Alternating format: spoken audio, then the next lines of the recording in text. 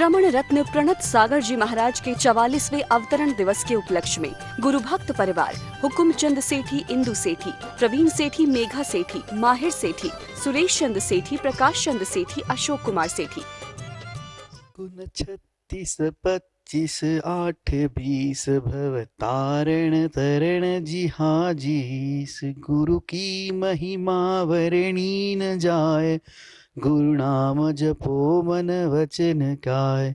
जय जिनेन्द्र बंधु। बहुचर्चित कार्यक्रम समीचीन विकल्पों का सम्यक समाधान में आप सभी का स्वागत करता हूं। सुविशुद्ध ज्ञान धारा इस प्रतियोगिता का आयोजन YouTube चैनल के माध्यम से किया गया है। प्रतिदिन शाम को 5:13 पे जब यह सम्यक समाधान प्रसारित होता है, इस कार्यक्रम के दौरान नीचे पट्टी पे आपसे 3 सवाल पूछे जाएंगे। आपको इस 3 सवालों का जवाब 6:15 तक हमारा जो व्हाट्सएप नंबर है 8707548811, इस पे आपको तीनों क्वेश्चन के आंसर देने हैं, तीनों सवाल के जवाब देने हैं। जिसके तीनों सवालों के जवाब सही आएंगे उसका चयन किया जाएगा और उसमें से लकी ड्रॉ के द्वारा पहले 3 विजेताओं का नाम निकाला जाएगा और उस पहले 3 लकी विजेताओं को आकर्षक इनाम दिए जाएंगे।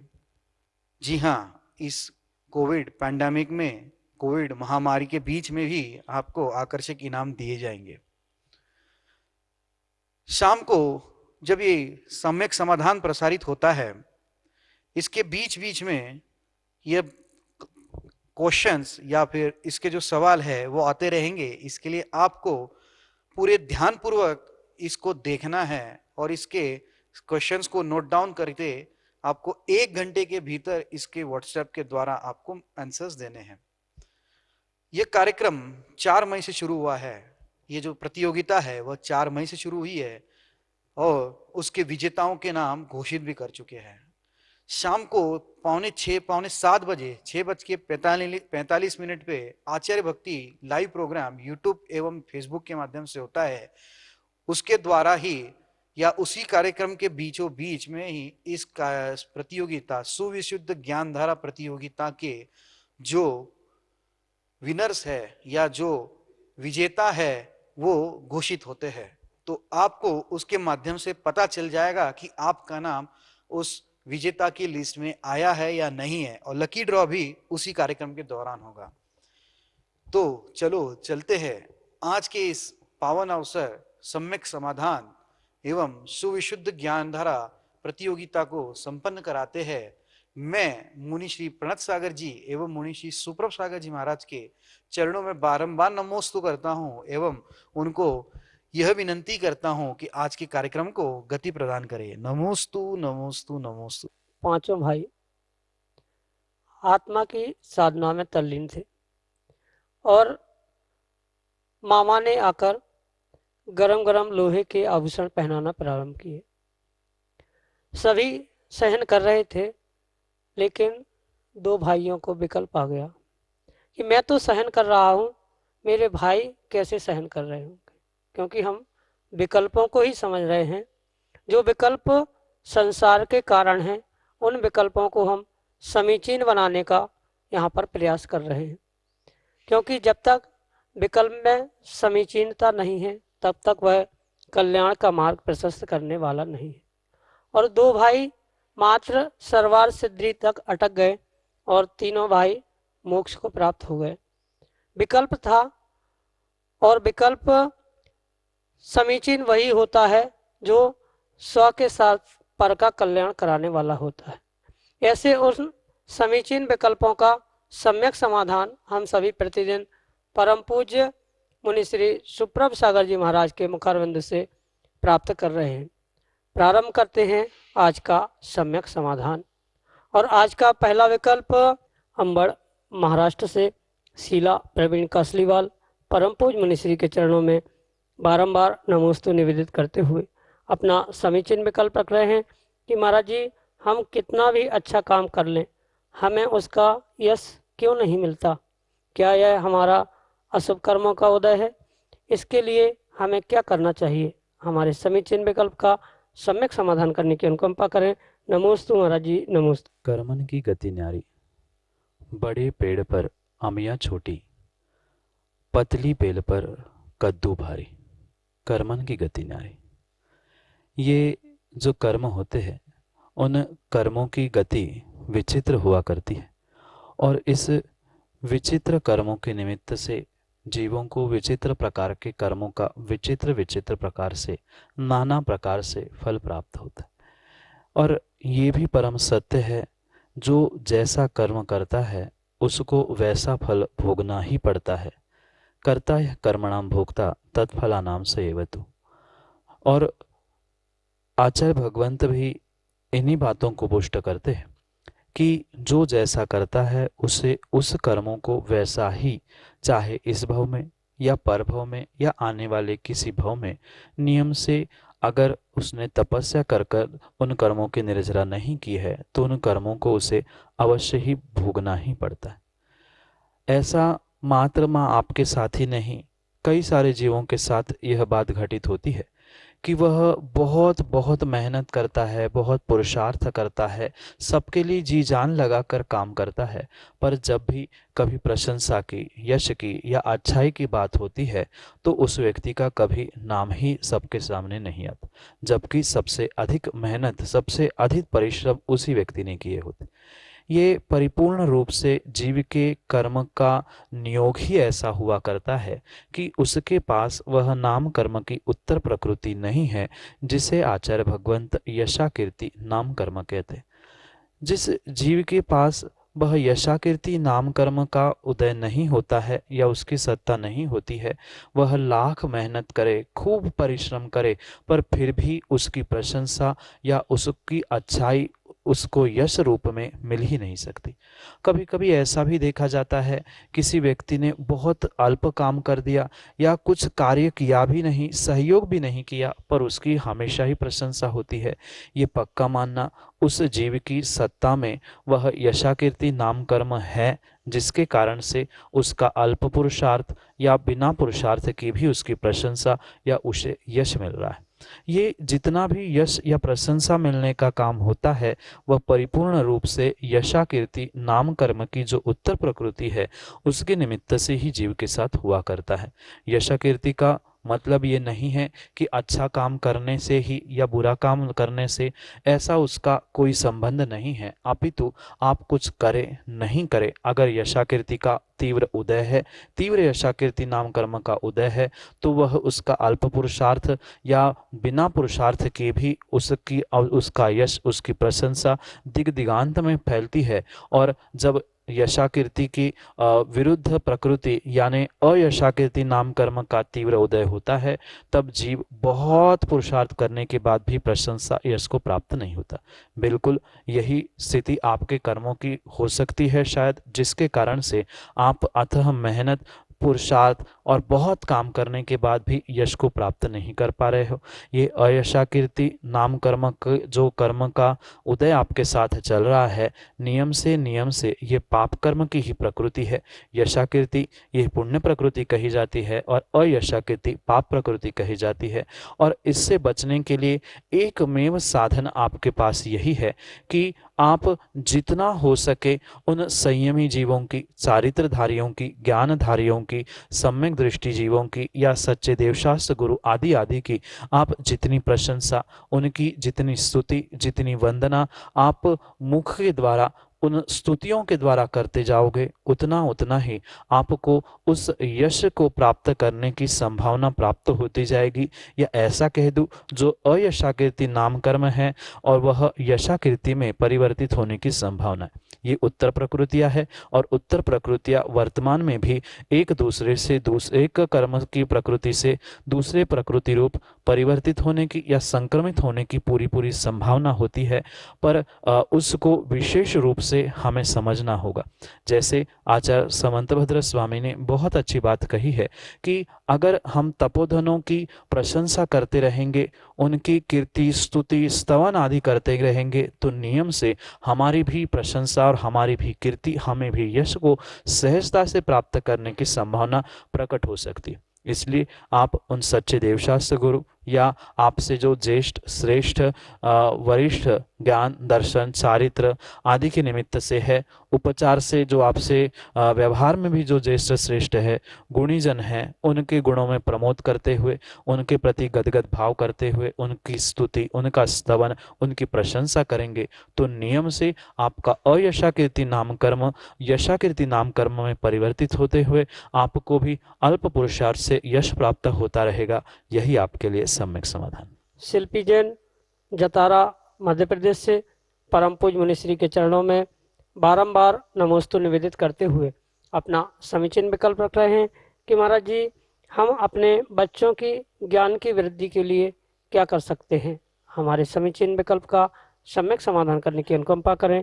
नमोस्तु महाराज जी, नमोस्तु। स्वावरण क्षयोक्षम योग्यता ही प्रतिनियमर्थम व्यवस्थापयते। आचार्य भगवंत माणिकनंदी स्वामी बहुत अच्छी बात कहते हुए समझाते हैं कि प्रत्येक व्यक्ति अपने अपने उस ज्ञानावरणी दर्शनावरणी कर्म के क्षयोक्षम के साथ ही जन्म लेता है और उसके निमित्त से ही वह अपने जीवन को परिपूर्ण रूप से यापन करता है। मात्र माता पिता ही नहीं, कोई दिगंबर गुरु भी किंचित भी किसी भी प्रकार से उसके क्षयोक्षम को बदलने की शक्ति नहीं रखते। अगर उस व्यक्ति ने, उस बालक ने स्वयं ने अपने आप से निर्णय किया है कि मैं अपने क्षयोक्षम को बढ़ाना चाहता हूँ, मैं अपनी बुद्धि को, मैं अपनी ज्ञान को बढ़ाना चाहता हूँ, तो माँ आपका पुरुषार्थ उसके लिए कार्यकारी सहकारी हो सकता है, अन्यथा होने वाला नहीं है। आप लाख उसके सामने, जैसे कहावत भी है कि भैंस के सामने बीन बजाना, अगर उसने स्वीकार किया ही नहीं है कि मुझे अपने ज्ञान में, अपने बुद्धि में, अपने क्रियाओं में कभी भी बदलाव करना है, अगर उसने ये निर्णय किया ही है तो आप उसे लाख समझा देना, वह सुधरने वाला, समझने वाला नहीं है। इसलिए मुख्यतः से आप ये पक्का मानना कि बालक की या अपनों बेटों की उस ज्ञान की वृद्धि के लिए सबसे पहले उनको उस ज्ञान के फल के विषय में समझाने की आवश्यकता है। नहीं तो बहुत सारे माता पिता और गुरु सामने पुस्तक रख देते हैं, तुम्हें तो ये पढ़ना ही है, तुम्हें इतनी डिग्री प्राप्त करनी है, बलात् उसका क्षयोक्षम समझे बिना या उसकी बुद्धि, उसका इंटरेस्ट समझे बिना अगर उसे जबरदस्ती हम कोई विषय या कोई ज्ञान कराने का प्रयास करेंगे, उनका ज्ञान बढ़ाने का प्रयास करेंगे, तो ये हो सकता है उस ज्ञान को बढ़ाने के चक्कर में, ज्ञान वृद्धि के चक्कर में वह उसका क्षयोक्षम परिपूर्ण रूप से नष्ट ना हो जाए। इसका ध्यान रखना बहुत बहुत आवश्यक है।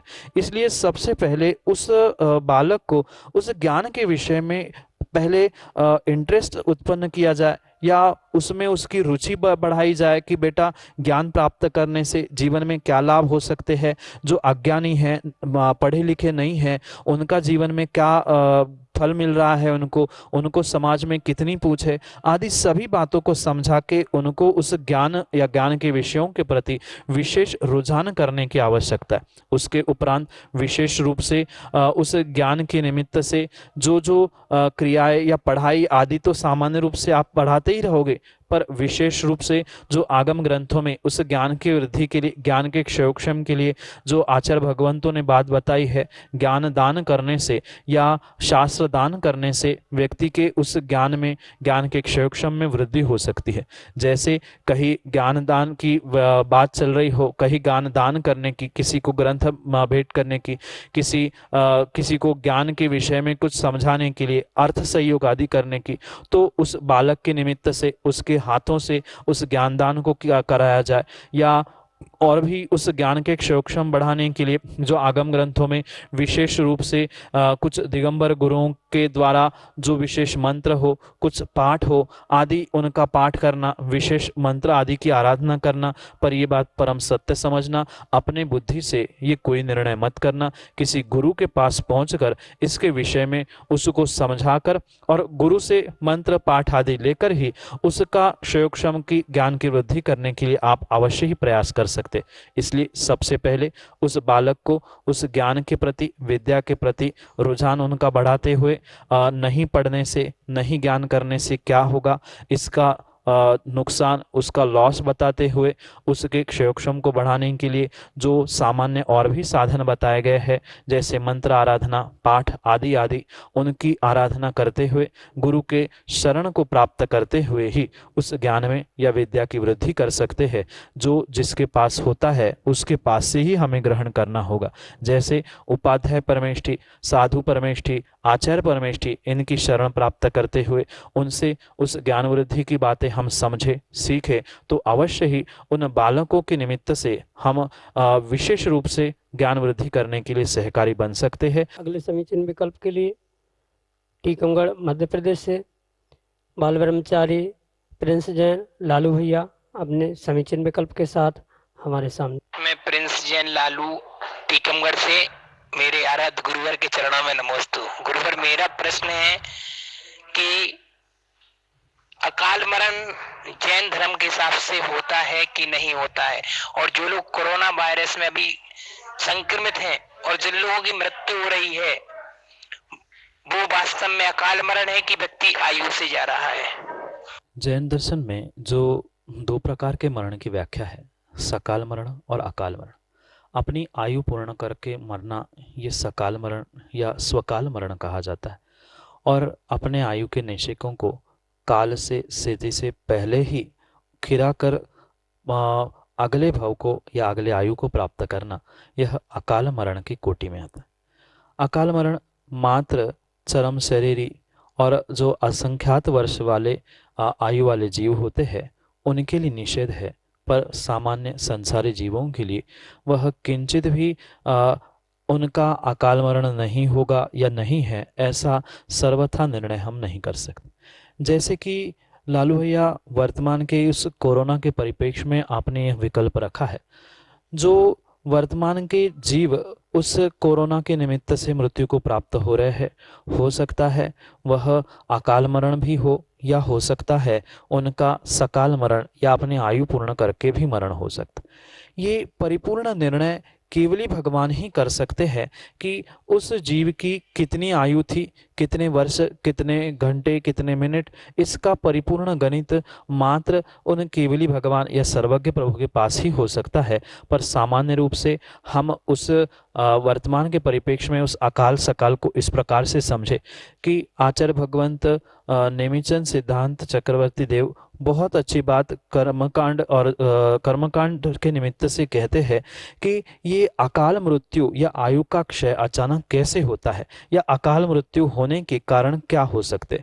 उस 57 नंबर की गाथा में जीवकांड में आचार्य भगवंत कहते हैं कि विषय वेण रखक है, भय सत्थक गहनम संकले से हिम, उत्साह आहारणम निरोहदो निच्छदे आयु।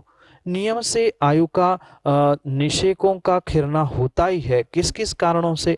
अगर विषय यानी विष का सेवन किया हो तो, रक्त का क्षय हो जाए तो, भय, शस्त्र का ग्रहण यानी शस्त्र का वार हुआ हो, संक्लेश परिणाम हुए हो, उच्छ्वास श्वासोश्वास का या भोजन का निरोध किया हो, इन कारणों से नियम से आयु के निषेक समय से पहले ही खिरकर वह अकाल मृत्यु हो सकती। जैसे कि कोरोना में वर्तमान में बहुत सारे जीवों के जो ऑक्सीजन की कमी हो रही है, उसके कारण से उनका श्वासोश्वास होना कम हो रहा है। उस बेचैनी की हालत में कह दो, या उस आईसीयू आदि की कंडीशन में जो कुछ होश में नहीं है, उनकी भोजन पानी अगर उनको व्यवस्थित समय पे नहीं मिल रहा हो तो उसके कारण भी आयु के निषेक जल्दी खिल सकते हैं।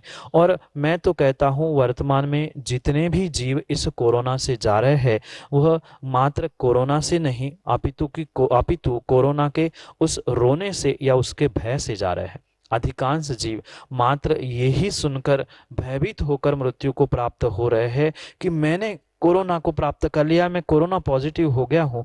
इस बात को सुन के ही अधिकांश जीव उस भय के द्वारा ही अपने आयु के निषेकों को नष्ट कर रहे। जैसे कि गाथा में स्पष्ट आचार्य भगवंत लिख रहे हैं, भय और संक्लेश से ही, भय के निमित्त से जैसे ही जीव संक्लेश परिणामों को प्राप्त करता है, आधे से ज़्यादा उसके वह भीतर के हार्मोन्स कह दो, उसकी सोच कह दो, बिल्कुल वैसी ही हो जाती है। और नहीं मरने वाला भी मात्र डर के कारण मर जाता है।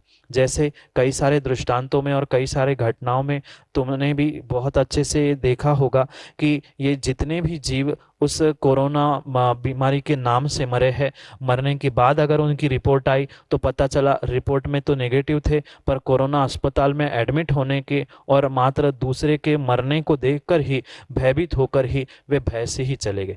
इसलिए वास्तव में जीव ने अगर भीतर से निर्णय कर लिया है, उस भय से संक्लेशता से बचने का प्रयास किया है, तो जरूरी नहीं है कि उसकी मृत्यु अकाल स्वरूप हो सकती। इसलिए परिपूर्ण रूप से वह अकाल है, स्वकाल है, आयु खत्म करके मरे या उसके पहले मरे, यह निर्णय तो परिपूर्ण रूप से केवल ही भगवान का हो सकता है। पर वर्तमान के परिप्रेक्ष्य में अगर श्वासोश्वास नहीं होने से या ऑक्सीजन की कमी से, डर से, संक्लिष्ट परिणामों से इस कोरोना के निमित्त से मृत्यु हुई है, तो हम सामान्य रूप से इन सभी सिचुएशन और परिस्थितियों को देखकर लालू भैया यही निर्णय कर सकते हैं कि वह अकाल मरण से भी गए हो, उसमें कोई बाधा नहीं है। अकाल मरण से भी गए हो या नहीं गए हो, पर अगर डर से गए हैं, श्वासोश्वास की या ऑक्सीजन की कमी से गए हैं, तो नियम से ही वे अपने आयु को पहले ही अकाल मरण को प्राप्त करके गए हैं। यही आपके लिए सम्यक समाधान।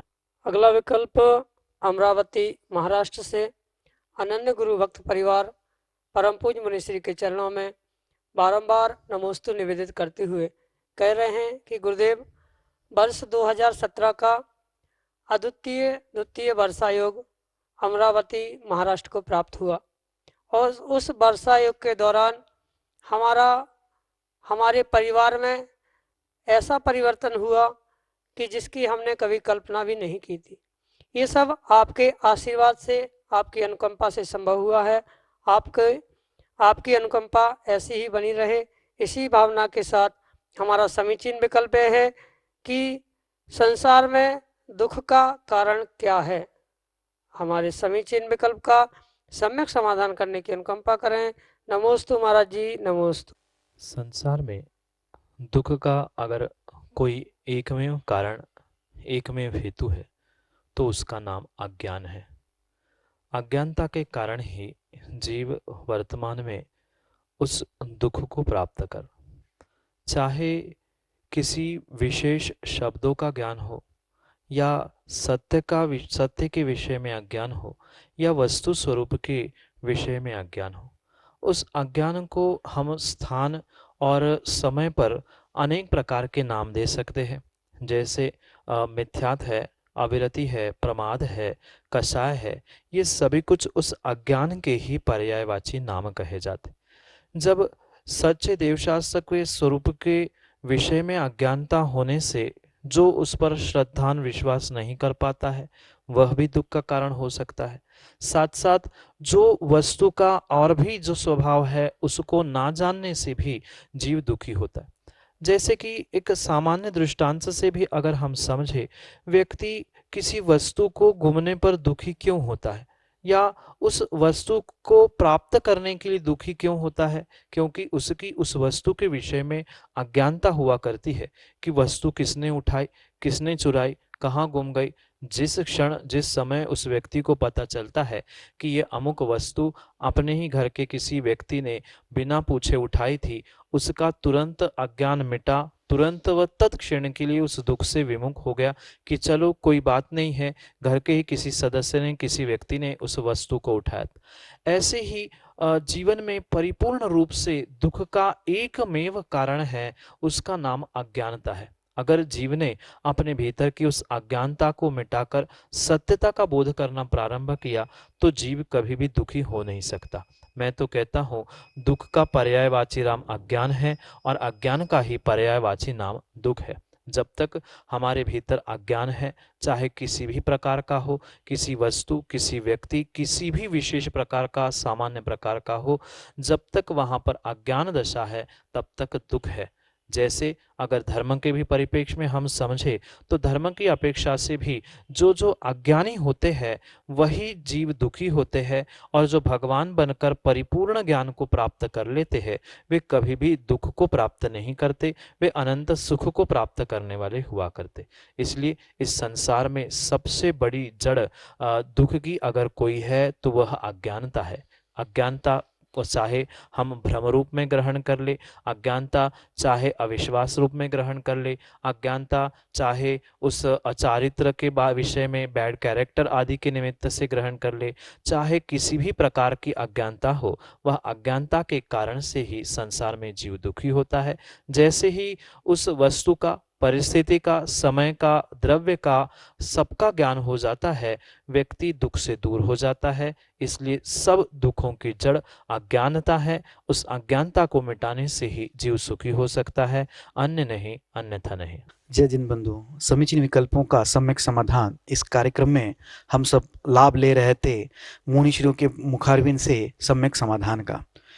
सुविशुद्ध ज्ञान धारा इस प्रतियोगिता के जो 3 क्वेश्चंस थे वो आपको इस कार्यक्रम में अभी आपने देखे होंगे। इसके जवाब आपको शाम को 6:15 तक हमारे व्हाट्सएप नंबर 8707548811 के माध्यम से हम तक पहुंचाने हैं। शाम को 6:45 पे आचार्य भक्ति का लाइव प्रोग्राम आता है यूट्यूब एवं फेसबुक पे।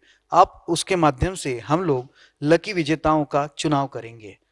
उस कार्यक्रम के दौरान ही आपको पता चलेगा कि आपके जो जवाब है वो सही है या नहीं है, और जिसके सवाल सही है उसमें से कौन लकी विजेता बनेगा।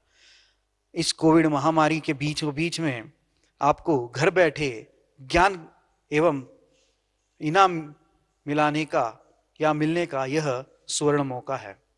जी हाँ, मैं मुनिश्री के चरणों में यहीं से नमोस्तु करता हूँ एवं आज के कार्यक्रम को यही विराम देता हूँ। नमोस्तु नमोस्तु नमो। श्रमण रत्न प्रणत सागर जी महाराज के 44वें अवतरण दिवस के उपलक्ष्य में गुरु भक्त परिवार हुकुमचंद सेठी, इंदु सेठी, प्रवीण सेठी, मेघा सेठी, माहिर सेठी, सुरेश चंद सेठी, प्रकाश चंद सेठी, अशोक कुमार सेठी, नागपुर